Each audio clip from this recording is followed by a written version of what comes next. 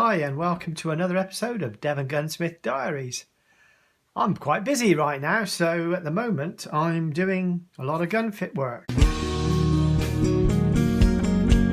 you enjoy the content, don't forget, like, subscribe and click the notification bell. Here's one little teaser for you, a greener that I'm doing. You'll see that in a coming video. A lot of editing to do on that one. And you may recall episode 19 that involved solving your problems with receive recoil issues. This is a similar one. It needs cast, it needs a 1.25" extension. In fact, this one is actually one of those very typical jobs. This is a 20 bore 686 Onyx. They're quite lightweight, and if you notice inside there's a big old cavity. They've taken quite a bit of weight out of that. And my 6-foot client, whose daily shooter is a nice Blaser, which is significantly heavier than this and longer, hence the pad, and has a different cast adjustment. I frequently tailor a gun fit to match all the other guns that they shoot. Therefore, it doesn't feel like it's any different to the client when they come to shoot it. And we need to add a wee bit of weight in this just to adjust the way that it fires and the perceived recoil. So this is the solution. You may recall in episode 19 I used a 4 bit. There's nothing there to fit. There's no space. So this is the solution. And you think, why is that loose? Well, once it's placed there and the butt plate is fixed to it, it isn't loose. It's held precisely in place.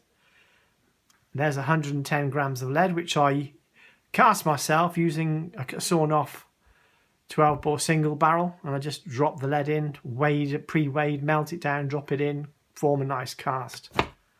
Perfect fit, doesn't rattle. That will be ground to fit. We'll also be putting a cast in it as well. And so this is loose purposely so that we can service the gun, get the stock bolt, etc. So that is what we're doing today. Right, so regular viewers of my channel will know this is pretty much a standard sort of stuff. So grind the pad profile to fit, and then we'll drop this in the stop bending jig to set the cast, and that will be pretty much it.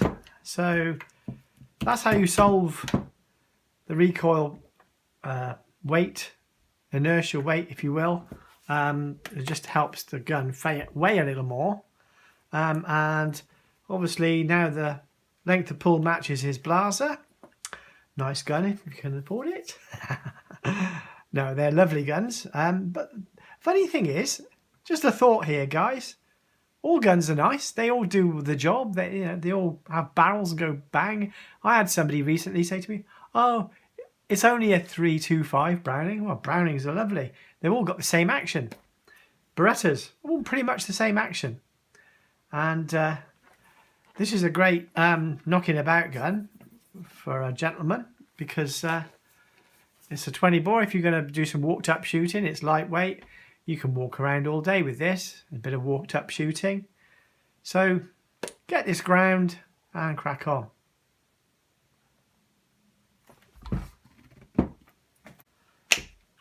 And there is one ready ground butt plate.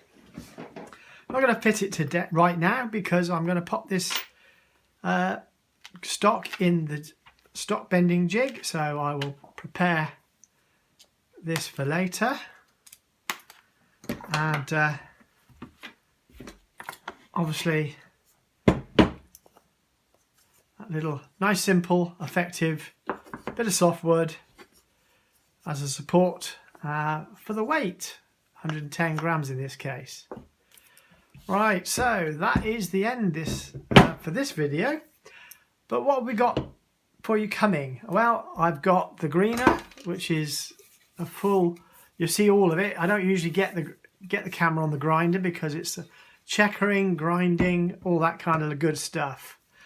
What else is there? Oh yeah, there's the Browning series of actions, just to focus on a complete strip down of the B range of Brownings, which also includes the mirokus, of course. So that's a full strip down and reassemble. There's more stuff coming. I've got loads in the can. I just haven't had time to edit it. Sometimes the editing takes longer than the job, believe it or not, because I've got to try and keep it below or around about an hour. So that's it, guys. See you again soon.